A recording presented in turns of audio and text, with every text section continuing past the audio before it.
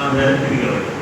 అందరినీ ఏం చేసేవాడు, కళ్ళు ముక్కుని కూర్చోబెట్టి శ్వాస మీద ధ్యాస, ఆ శ్వాస పెట్టుకున్నారు కానీ ధ్యాసను మర్చిపోయింది.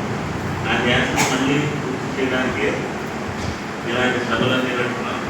ఆ ధ్యాసను మదర్చకుండా మీలో మీరు ప్రయాణమైన రోజున చెండా పట్టుకుని ఆ సనాతన కుటుంబానికి మీ జీవితాన్ని అంకితం చేస్తారు. సో మీలో మీరు ఆ ప్రయాణం చేయాలి. మరో 2-3 నిమిషాలు 5 నిమిషాల్లో వస్తున్నారు. ఇందాక మీకు చెప్పినట్టు సార్ ఇందాక అన్నారు, మనకు సిస్టమ్స్ ఎవరో 2 చెప్పండి. నేను ఇవాళ చనిపోతాను అని మీకు తెలియడానికి 2 సిస్టమ్స్ చెప్పాను. అసలు మరణం అనేది ఉందా లేదా? ఎవరైతే ఇదే ప్రశ్న ధృతరాష్ట్రుడు సనత్ కుమారుని అడుగుతారు మహాభారతం. పంచమ వేదం అంటే అందులో సనజ్జాతీయం ఉంది. కొంతమంది మరణం ఉందంటారు, కొంతమంది లేదంటారు. ఎవరు మరణం లేదంటారు, ఎవరు మరణం ఉందంటారు? ఎవరైతే ఆత్మజ్ఞానం పొంది మరణం గురించి భయపడుతూ ఉంటారో వాళ్ళు మరణం ఉంది అంటారు. ఎవరైతే మరణాన్ని జయిస్తారో, జయించడం అంటే నేను ఈ శరీరం వదిలి ఇంకో శరీరంలో పోతాను అన్న జ్ఞానం ఎవరికైతే ఉంటుందో వాళ్ళకి మరణం లేదు. కొంతమంది ఉంటారు చనిపోయిన తర్వాత కొన్ని రోజులు సంవత్సరాలుగానే రాదు. 31 విల్లాలో సోఫాలో కూర్చున్నారు, 5 గంటల సమయం, 5:07కి ఆయనకి టైం ఫిక్స్ చేస్తున్నారు. 3 గంటల నుంచి పొద్దున్నే ఆయనకి ఎడకాలం కూర్చి నొప్పుకొని అక్కడే కూర్చున్నా చూస్తున్నాడు, నవ్వుతున్నాడు, మాట్లాడుతున్నాడు. ఏం మాట్లాడడానికి అంటే సైడ్ చేస్తున్నారు తప్ప ఏం మాట్లాడలేదు. దాని 3 రోజుల ముందు నేను ఇప్పుడు చేయకున్నారు గారు అడిగాం, మీ మిషన్ కంప్లీట్ అయిన సంతృప్తిగా మీరు ఉన్నారా? ఎందుకంటే వెళ్ళిపోతున్నాను కన్ఫర్మ్ అయితే దానికి ఇప్పుడు చెప్పకుండా తర్వాత చెప్తాను. ఆ 5 గంటల 7 నిమిషాలకి ఒక్కసారిగా శరీరంలోంచి ఆ ఆత్మ విస్ఫోటకం అంటే తెలుసా మీకు? ఒక్కసారి గోడను చుట్టుకుని అలా బయటకు వెళ్ళిపోతారు చూస్తారా, అలాంటి విస్ఫోటకంతో వెళ్ళిపోయి మళ్ళీ 2 నిమిషాల్లో ఆయన సూక్ష్మ శరీరంతో వచ్చి వాళ్ళ చిన్న పడమంటే చూస్తారు. అలాంటి వాళ్ళకి మరణం లేదు, అలాంటి వాళ్ళకి మరణం లేదు. కనుక మరణం గురించి తెలిసిన వాళ్ళకి, అర్థమైన వాళ్ళకి మరణం లేదు. అందుకే ఆయన విస్ఫోటంగా వెళ్ళిపోయి తిరిగి 2 నిమిషాల్లో మళ్ళీ ఆ సూక్ష్మ శరీరంతో బయటకు వచ్చారు. అదే మంచం మీద కూర్చున్నారు. ఆ చిన్న కొడుకులు అందరూ ఏడుకుంటే ఇలా చూస్తున్నారు. ఎక్కింది చేసింది. ఆ తర్వాత నుంచి అందరూ ఏడవడం మానేశారు. అంత కార్తీయంగా ఉన్నారు, నేనున్నాను, 4-5 ఉన్నారు. సో మరణం లేదు, మరణం లేదు, మరణాన్ని జయించండి, చాలా ఎదురా అని పదే చెప్పి ఆయనకి మరణం అంటే ఏంటో తెలిసింది. ఏంటంటే మరణం అసలు మరణమే లేదు తెలిసింది. ఆ మరణం అంటే లేదు తెలిసింది కాబట్టి ఆటోమేటిక్గా మళ్ళీ తిరిగి ఆయన రాగానే మొదలైంది.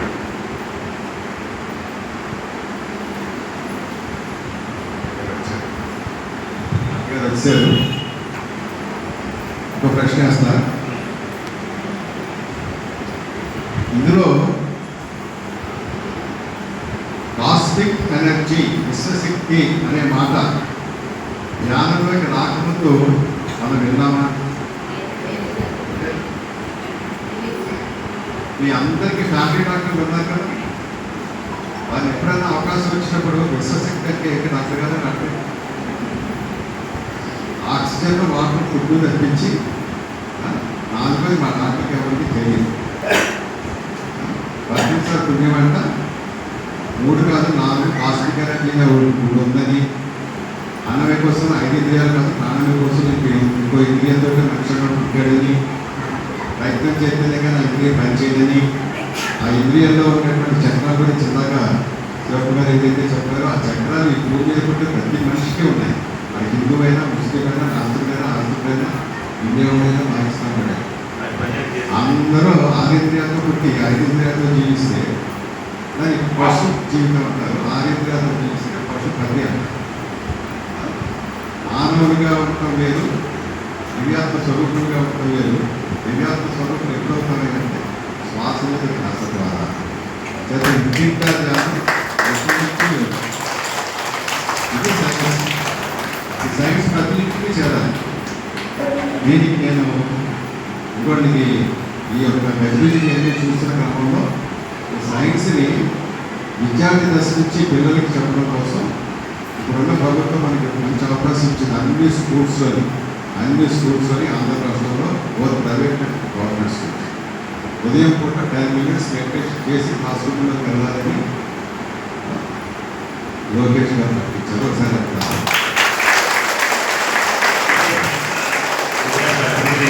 తిరుపతి ఎస్వి యూనివర్సిటీ కాన్స్పైర్ అంటే ఏంటని ఆయన కాన్స్పైర్ అంటే ఇంతకుముందు కూడా ఉంది, ఇప్పుడే లేదు. తిరుపతి సొసైటీ వచ్చినప్పుడే కాదు, ఇంతకుముందు దాన్ని వేరే గుర్తు పేరుతో పెట్టుకున్నారు.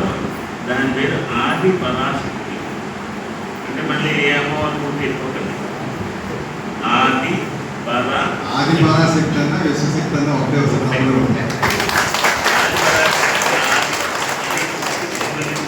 పర అంటే పరలోకంలో ఉన్నది, శక్తి అంటే ఎనర్జీ. ఇప్పుడు మీరు మెడిటేషన్లో కూర్చుని ఆ ఆది పరలోకంలో ఉన్న శక్తిని పొందారు.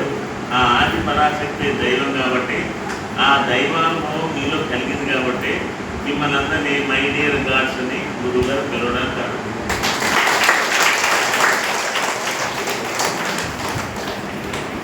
సో ఆది పరాశక్తి అంటే, శక్తి అంటే ఏంటంటే దైవం వ్యక్తి కాదు, అది ఒక శక్తి.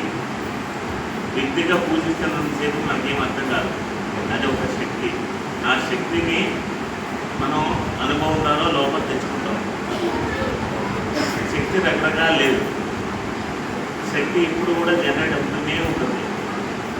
మీ దగ్గర ఉండేటువంటి శక్తిని ఎంత ఇవ్వగలుగుతారో అంత నాణ్యత దొరుకుతూనే ఉంటుంది. అందుకని ఇవ్వడం నేర్చుకోండి. కనుక కనుక మనం చేయాల్సింది ఏంటంటే శక్తిని పోగేసుకోవడం కాదు, పంచడం నేర్చుకోవాలి. ఇంటింట ధ్యానం కోసం వెళ్ళి అందరికీ పంచుతూ ఉంటే అది పెరుగుతూ ఉంటుంది. లక్ష్మీదేవి కాన్సెప్ట్ అదే, ఇంట్లో దాచుకుంటూ ఉండదు. ఆవిడ ఎప్పుడు నిరంతరం పంచాలి, ఇస్తూ ఉండాలి. గివింగ్ అంటే ఇప్పుడు మనం జ్ఞానంలోకి రాకముందు అన్నమయ కోసంలో ఉండేటువంటి పంచేంద్రియాలు, దృశ్య ప్రపంచం, శబ్ద ప్రపంచం, వాసన ప్రపంచం, రుచి ప్రపంచం, స్పర్శ, వీటి ద్వారా వచ్చినటువంటి సమాచారం మీ మస్తిష్కానికి చేరితే అక్కడ దాని ద్వారా మనం ఏదో ఆ సమాచారాన్ని ఉపయోగించుకుంటే దాన్ని ప్రాపంచిక జీవితం. 6 ఇంద్రియాలతో పుట్టి 5 ఇంద్రియాలనే ఉపయోగించుకుంటే అది ప్రాపంచిక జీవితం. మన ప్రయత్నంతో ప్రాణమయ కోసంలో ఉన్నటువంటి ఇంద్రియాలను కూడా వినియోగంలోకి తెచ్చుకొని ఆ యొక్క ఇంద్రియం ద్వారా సేకరించిన సమాచారాన్ని కూడా అన్నమయ కోసంలో ఉండేటువంటి ఈ మస్తిష్కానికి, ఈ ఇంద్రియానికి చేరవేసుకునే ప్రయత్నం చేస్తే ఆ రోజు నుంచి మనకి ఆధ్యాత్మిక జీవితం ప్రారంభమవుతుంది. ధర్మ సిద్ధాంతం అర్థమవుతుంది. ఎవరి కథకి ఆడిపోతానే అనేటువంటి ఎయిటీన్స్ కానీ పాలసీలకు అడుగుపెట్టడం, ఎవరు అనేక రకాలుగా ప్రవర్తించినా కర్మానుసారే వృత్తి అనేటువంటిది ఒక అవగాహన కోసం కాబట్టి ఆ కర్మకి అంతే అనే రకంగా ఒక కక్షలో కార్యక్రమాలు అనేటువంటి కారణంగా అర్థం చేసుకునేటువంటి వాతావరణం ఆధ్యాత్మిక జీవితానికి మనకి అవకాశం వచ్చేటువంటి మన ప్రయత్నంతో మనకు వచ్చేటువంటి ఆదాయం